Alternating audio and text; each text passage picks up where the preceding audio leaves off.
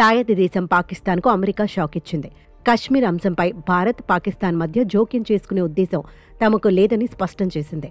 అదే భారత్, పాక్ మధ్య ఉన్న సమస్య అని ఆ రెండు దేశాలే పరిష్కరించుకోవాలని అమెరికా సీనియర్ అధికారి తేల్చి చెప్పారు. అలాగే త్వరలోనే భారత ప్రధాని మోదీ, అమెరికా అధ్యక్షుడు ట్రంప్ సమావేశమవుతారని తెలిపారు.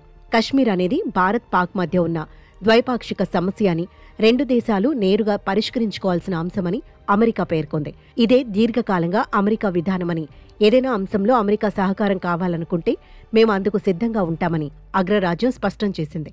అమెరికా అధ్యక్షుడు డొనాల్డ్ ట్రంప్ వద్ద ఇప్పటికే పరిష్కరించాల్సిన సమస్యలు చాలా ఉన్నాయని, అందుకే కశ్మీర్ సమస్యను భారత్, పాక్ పరిష్కరించుకోవాలని భావిస్తున్నట్లు పేర్కొన్నారు.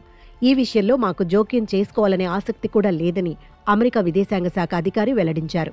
అలాగే ప్రధాని నరేంద్ర మోదీ, డొనాల్డ్ ట్రంప్ మధ్య మంచి సంబంధాలున్నాయని పేర్కొన్నారు.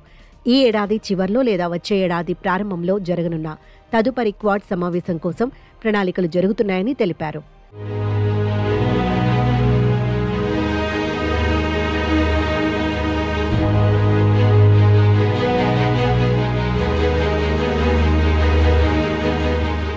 మరోవైపు భారత్, అమెరికా మధ్య వాణిజ్య చర్చలు అత్యంత ఫలప్రదంగా జరుగుతున్నాయని అమెరికా విదేశాంగ శాఖ వెల్లడించింది.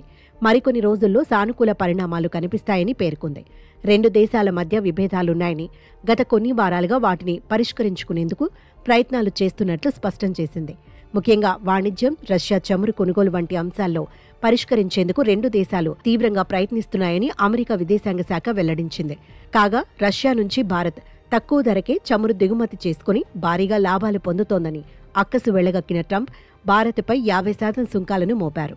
దానికి తోడు ఆపరేషన్ సింధూర్ను తానే ఆపినట్లు పలుమార్లు పేర్కొన్నారు. ఈ వాదనను భారత్ ఎన్నిసార్లు ఖండించినప్పటికీ ఇప్పటికీ ఏదో చోట దీన్ని ప్రస్తావిస్తూనే ఉన్నారు. ట్రంప్ సుంకాల విధింపు నేపథ్యంలో ఇరు దేశాల మధ్య ఎన్నడూ లేని స్థాయిలో సంబంధాలు తీవ్రంగా దెబ్బతిన్నాయి.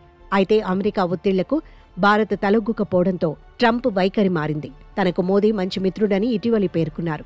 వాణిజ్య చర్చల కోసం మోదీతో మాట్లాడేందుకు చూస్తున్నట్లు తన సోషల్ మీడియా ట్రూత్లో కొన్ని రోజుల క్రితం వెల్లడించారు.